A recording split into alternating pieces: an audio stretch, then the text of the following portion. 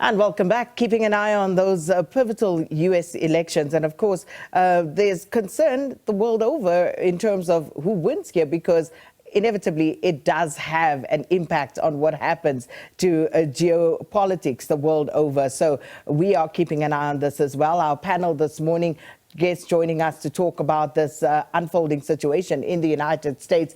We have Ambassador Rasool joining us virtually. In studio with me, Sophie, Mokoena, and of course, Dr. Sithembile Mbete. Dr. Mbete, let's start with you. So at this point, it's making, of course, better reading for the Republicans than it does for the Democrats. But are we getting ahead of ourselves? Because we are seeing people starting to call it right now. Projections are starting to be made right now in the favor of Donald Trump. But should we hold our horses? Look, yes. And I think that part of it is because of the complexity of the American election system. Unlike us, it's not who wins the most votes that wins. It is all based around the Electoral College, and that is 538 votes that are spread amongst electors across the 50 states and Washington, D.C. in the United States. And each state has a number of electors based on population size for the most part. And so the more populous states get the most number of Electoral College votes. And so what it means is that in America, it's more important the geographical spread of the votes that you win rather than the absolute number of votes that you win. But what we know is that in certain states, it's guaranteed that some parties are going to win. The Democrats have what we call the blue wall, which is 238. It's 18 states making up 238 of the Electoral College votes, and we know that you need 270 Electoral College votes to win. Now, the big thing is how much of those of that blue wall Kamala Harris can retain, and what it looks like now is that she's catching up as those as the results of those states are coming in. She is getting closer to that 238 number. However, what we are seeing is that there's three key states that are called swing states within that blue wall: Pennsylvania, Michigan, and Wisconsin, that are really going to be the ones that are going to be critical to see which way it's called. And at the moment, it looks as though Pennsylvania is likely to go Republican. It looks like Wisconsin is likely to go Republican. And it looks like Michigan is likely to swing to the Republicans. And so it's going to be those three states, whether she can hold on to those, because the Democrats have managed to hold on to the other states in the blue wall. The three that are really in contention are Pennsylvania, Michigan, and Wisconsin. And Pennsylvania, remember, is the one that we're going to get very late, the results of that election, because the early voting, the 2 million or so votes that were cast early, the counting for those hasn't been done yet. And so we're likely to only get a final result for Pennsylvania much later today or tomorrow. And remember that with the early voting tends to favor the Democrats over the Republicans. And so we may see Pennsylvania either be much closer than we thought it would be, or actually be a disputed result that then requires a recount.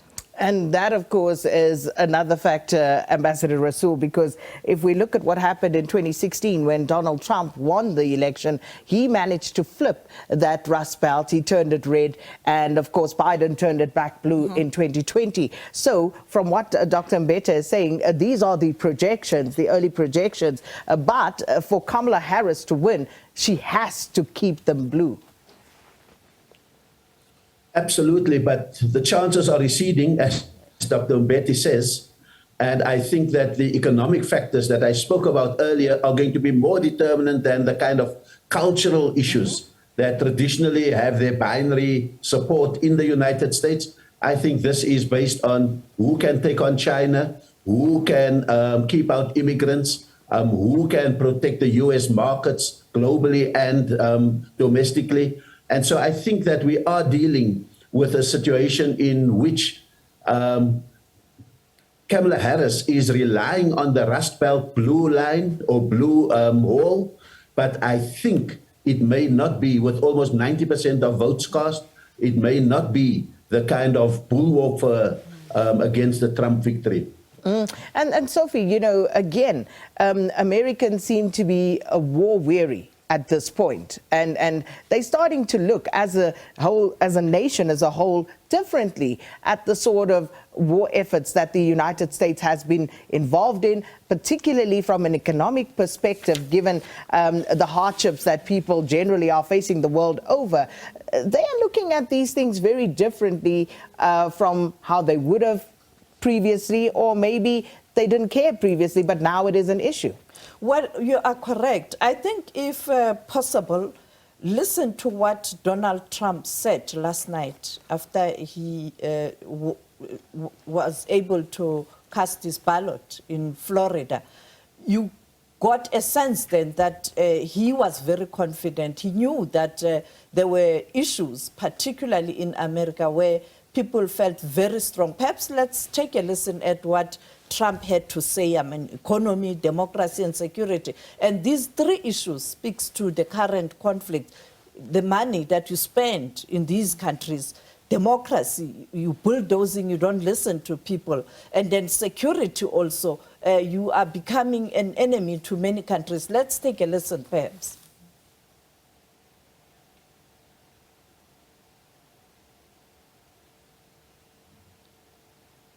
It just seems that the conservatives are voting very powerfully.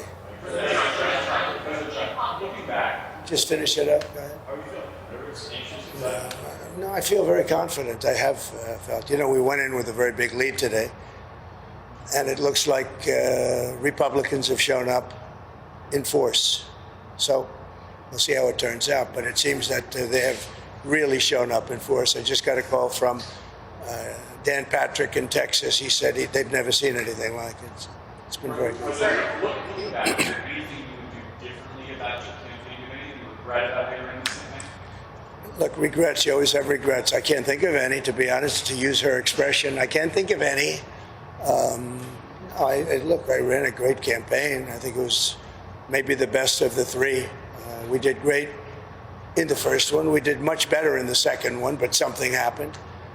And this was the best. I would say this was the best campaign we ran. President Trump, do you accept the possibility that you and Vice President Harris both might not get to 270 electoral votes by the end of tonight?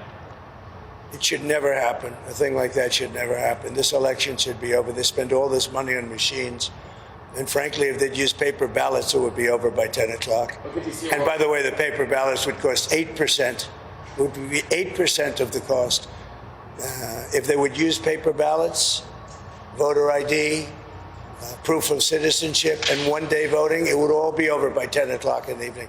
It's crazy. They use these. And that, of course, U.S. presidential hopeful Donald Trump there just after casting his ballot. And, of course, our panel will be with us throughout.